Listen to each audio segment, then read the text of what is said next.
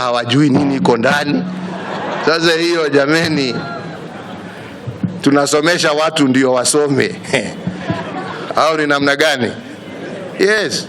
So please, let us just take time to go through it together and to come out with good things that can make our country even better, more united, that can make our institutions more inclusive, that can make our country better managed through better governance structures. Sasa shida iko wapi jameni? Tutembee pamoja wenzangu, tujenge taifa letu, ndio tupate baraka ya Mwenyezi Mungu. In Bungoma, I'm also talking to Kenya. This morning I received notification from the chairman who has been handling the BBI report. Na akaniambia ya kwamba wamemaliza na wangependa kuja waniletee, and I have told them that they can bring it on Tuesday, and I assure you that as soon as I receive it, mimi nitasoma, lakini pia at the same time nitapatia all Kenyans waweze waipate, waisome. My only prayer, especially to the political class, kwa sababu mimi najua wananchi hawana shida. Jameni, tusome. This is an opportunity to engage in meaningful and peaceful discourse. We don't want to divide the country. Only a fool will say that there are no issues in this country that do not require addressing. So let us address them as adults, as civilized human beings. Let us appreciate that we may have divergent views, but our objective is to make our motherland better, to improve it. As he has clearly indicated, we have had the opportunity for extensive discussions on matters Kenya. And we have come to a common understanding, an understanding that this country of Kenya is greater than any one individual. And that for this country to come together, leaders must come together. Leaders must be able to discuss their differences. Leaders must be able to discuss freely and openly what ails our country, what is the reason and the cause for the ethnic divisions and frictions that we see across the country, that sometimes lead to even intercommunal conflicts, as we have seen in various parts of our country. We have seen up in Wajir, as we have seen in the borders of West Pokot and Marakwet and many other places. So we have a responsibility as leaders to be able to come together to discuss these issues and to find solutions. Solutions that will bind our people together, that will unify our country, and that will give us a life cycle that is beyond the 5 years that we have established for ourselves. Elections come and go, but Kenya remains. So as we plan ourselves for the future, our future cannot be dictated by the forthcoming election. Our future must be dictated by the prosperity, stability of our nation and the well-being of our people. Democracy is not, as has often been said, an end in itself. It is just a process by which the will of the people is heard, but the national good, the national interest must always prevail over those elections.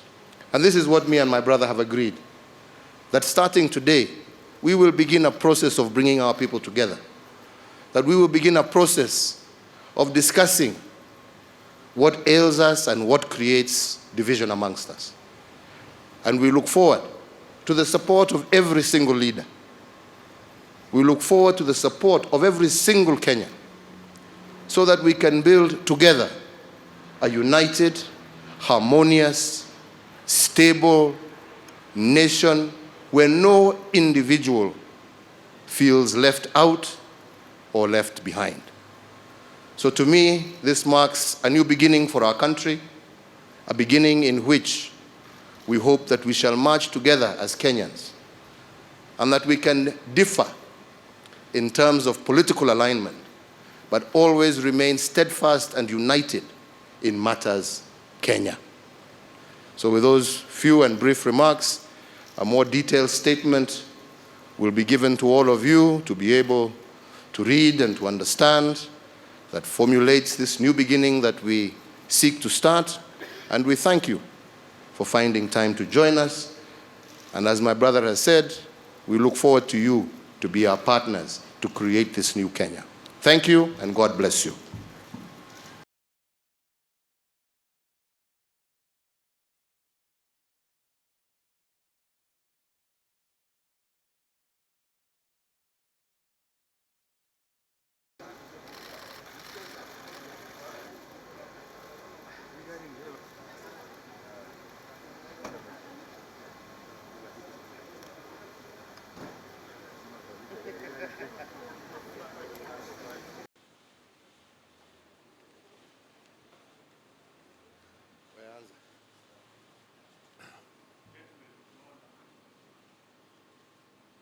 Ladies and gentlemen of the press and fellow Kenyans,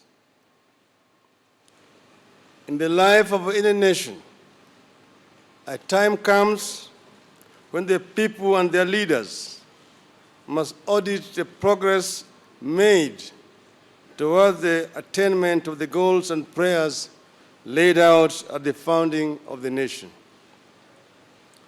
Abraham Lincoln said, and I quote, "If we could first know where we are and whither we are tending, we could then better judge what to do and how to do it."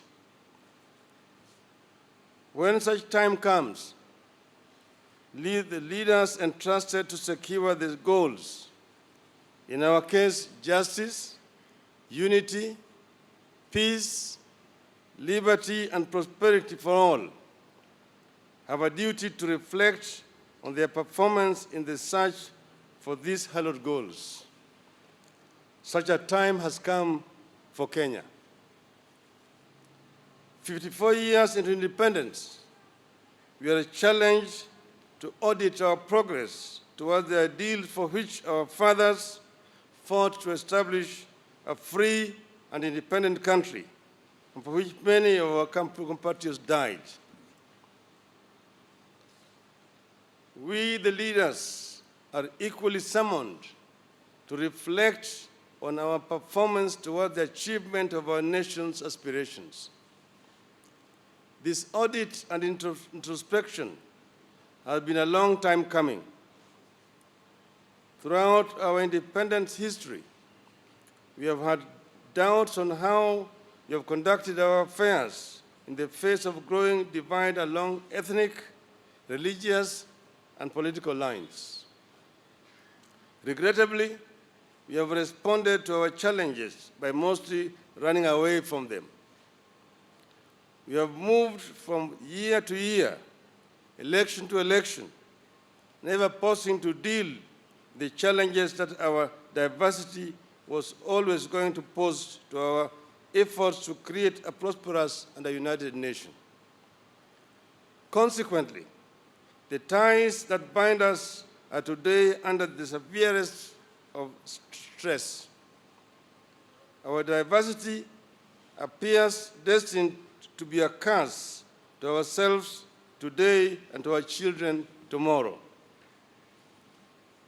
In the past, we have given a lot of attention to institutional reforms in the hope that this could lift us to the next level of nationhood and make us a blessed land. 7.5 years ago, we gave to ourselves a new constitution.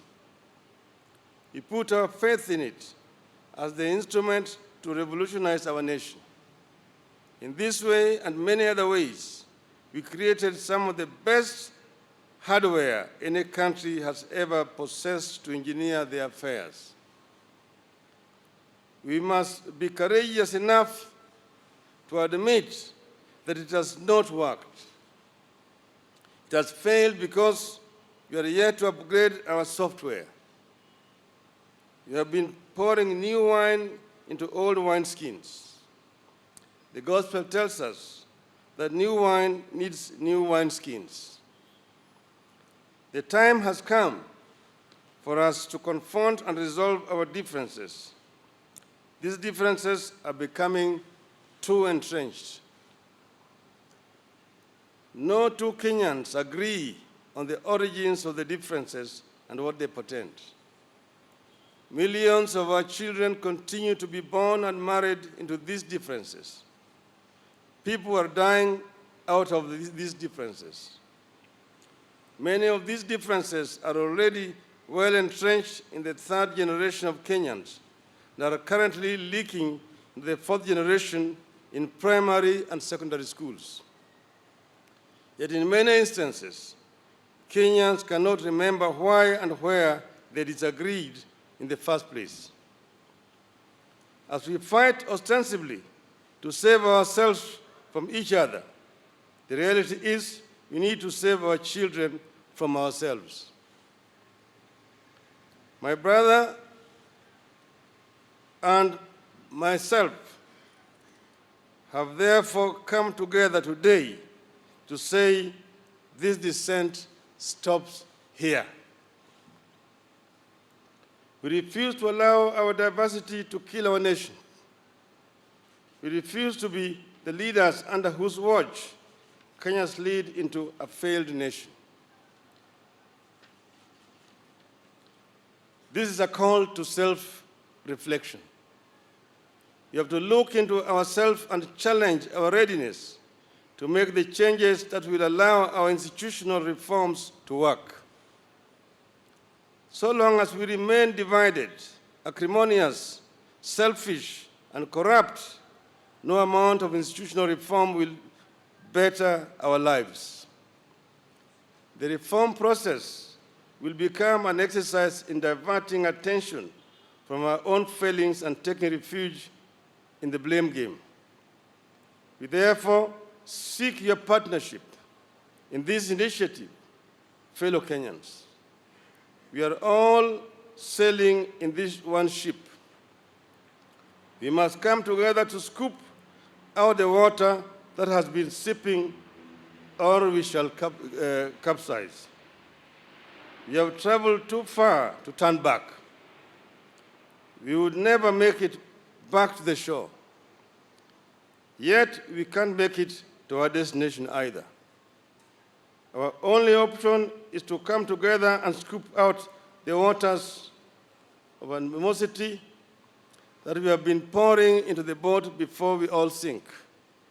Once again, as Lincoln said, the result is not doubtful. We shall not fail. If we stand firm, we shall not fail. God bless Kenya.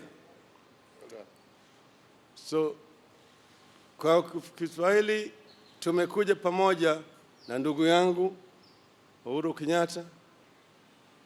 Tumeongea kwa kirefu na tumekubaliana ya kwamba tunataka kuunganisha Kenya iwe taifa moja. Na tumesema mgawanyiko ambayo imekuwako tangu uhuru mpaka leo itakwisha hapa na sisi. Na kutoka hapa tunataka kuunganisha taifa la Kenya ili tutembee pamoja kama watu moja. Hiyo ndio sababu ya sisi kukuja pamoja hapa siku ya leo. And we say that the divide ends here, beginning the process of building the bridge that binds Kenya together.